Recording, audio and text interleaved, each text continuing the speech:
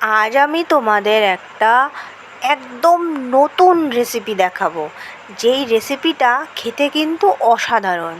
আর তোমরা কিন্তু বাড়িতে থাকা জিনিস দিয়ে এই রেসিপিটা বানিয়ে নিতে পারো। তো কিভাবে বানাবে সেটাই কিন্তু আজকে দেখাবো। আর জিনিসটা কিন্তু টিফিন রেসিপি। তো সেই জন্য নিয়েছি বিউলির ডাল। বিউলির ডালটাকে রাত্রে ভিজিয়ে রেখে দিয়েছিলাম।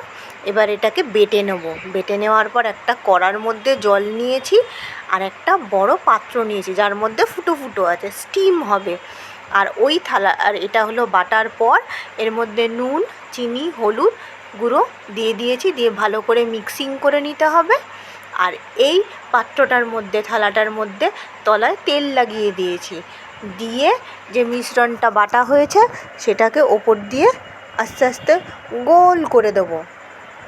দেওয়ার পর কড়ার মধ্যে যে জল দিয়েছি ফুটো ফুটো থালার মধ্যে এটাকে বসিয়ে দিতে হবে। এই যে ফুটো ফুটো থালার মধ্যে বসিয়ে দিলাম, তৈরি হয়ে গেছে। এইবার এটাকে ভালো করে ঢাকা রেখে দেবো। মোটামুটি 15 থেকে 20 মিনিট পর ঢাকনা খোলার পর দেখো এরকম দেখতে হয়েছে। এটাকে গ্যাস থেকে নামিয়ে দিলাম, নামিয়ে দেখলাম হয়ে গেছে। এটা ভাজা হবে না, এটা কেটে নিচ্ছি। যে যেরকম চান, যে সুন্দর করে কাটিং করে গোল বরফি, তো আমি বরফি আকারেই বিভিন্ন রকম কেটে নিয়েছি। বিভিন্নভাবে কেটে নিতে হবে এটা। তো প্রত্যেকটাই এরকমভাবে কাটতে শুরু করলাম। আস্তে আস্তে অনেকগুলোই মোটামুটি কাটা হয়ে গেছে। এই যে এরকম কাটা হয়েছে সাইজগুলো। আর এরপর হবে রান্নাটা শুরু। এরপর আমি কি করেছি, একটা কড়ার মধ্যে তেল দিয়ে দিয়েছি, সাদা তেল।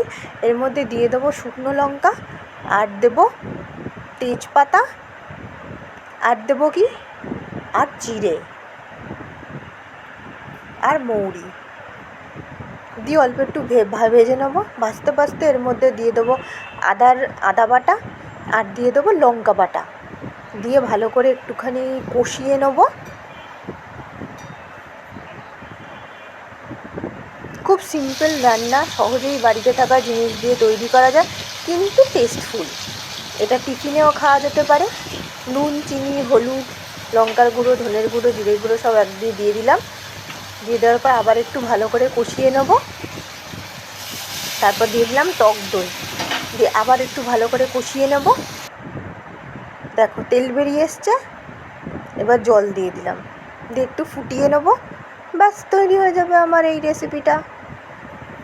জল জল হয়েছে। এবার আমি এই মধ্যে কেটে রাখা ডালের যে স্টিম করা যে ডালের এগুলো, সেগুলো দিয়ে দিলাম। ব্যাস এবার এটা পুরো এর মধ্যে ঢুকে যাবে ঝোলগুলো। আর একদম মাখা মাখা তরকারিটা হবে, ঝোল ঝোল কিন্তু হবে না, পুরো মাখা হয়ে যাবে। আর এর মধ্যে যে ঝোলগুলো সব ঢুকে যাবে বড়ার মধ্যে। আস্তে আস্তে দেখো ফুটছে। আমি একদম আঁচ কিন্তু হালকা করে দিয়েছি যাতে পুড়ে না যায়।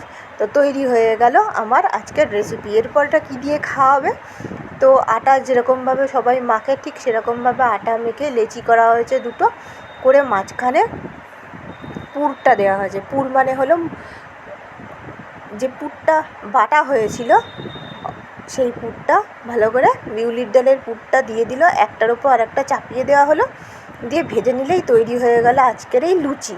তো খাওয়ার জন্য তো লুচি বানাতেই হবে, তো সেই জন্য তরকারির সঙ্গে লুচি, বিউলির ডালের লুচি বা কচুরি এরকমভাবে বানানো হয়েছে। আর দিয়ে তৈরি হয়ে গেল আজকের এই রেসিপি।